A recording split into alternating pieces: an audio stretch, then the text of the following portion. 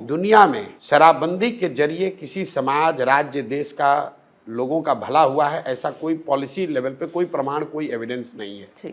अलग अलग समय कालखंड में पिछले 200 सालों में लोगों ने प्रयास करके देखा है, लेकिन एविडेंस ये बताता है कि शराबबंदी कानून बनाकर फोर्स करके लोगों को आप नहीं मना सकते हैं और उससे नुकसान है। दूसरा, आप मुझे गांधी जी का लिखा हुआ या बोला हुआ ये वाक्य दिखाइए जहां गांधी जी ने ये कहा कि सरकार को कानून बनाकर शराबबंदी लागू करनी चाहिए। गांधी जी ने ये नहीं कहा।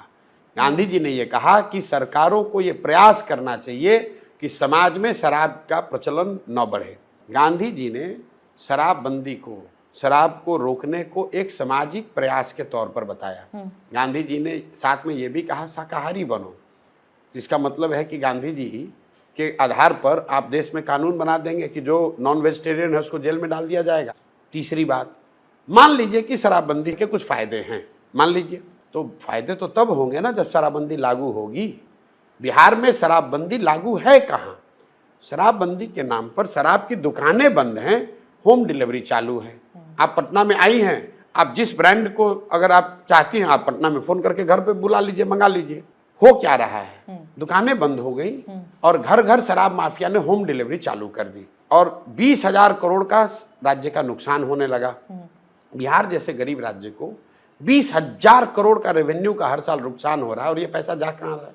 ये पैसा जा रहा है शराब माफिया के पास, भ्रष्ट अफसरों के पास, नेताओं के पास। और शराबबंदी लागू भी नहीं है। आपने कहा महिलाओं को बड़ा कष्ट हो गया, ये हो गया।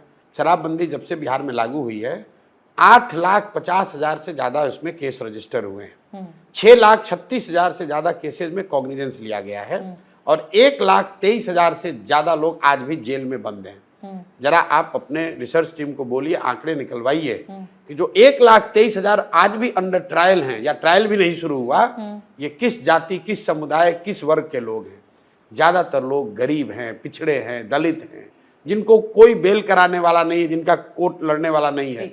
और उन गांवों में जब उनके घरों में आप जाते हैं तो महिलाएं चीख चीख कर कह रही हैं कि हमारे हस्बैंड को, हमारे बच्चे को, हमारे भाई को पकड़ कर ले गए और जो कुछ भी घर में बचा हुआ था वो भी बेचकर अब हम लोग थाना में दौड़ रहे हैं, कोर्ट में का चक्कर लगा रहे हैं।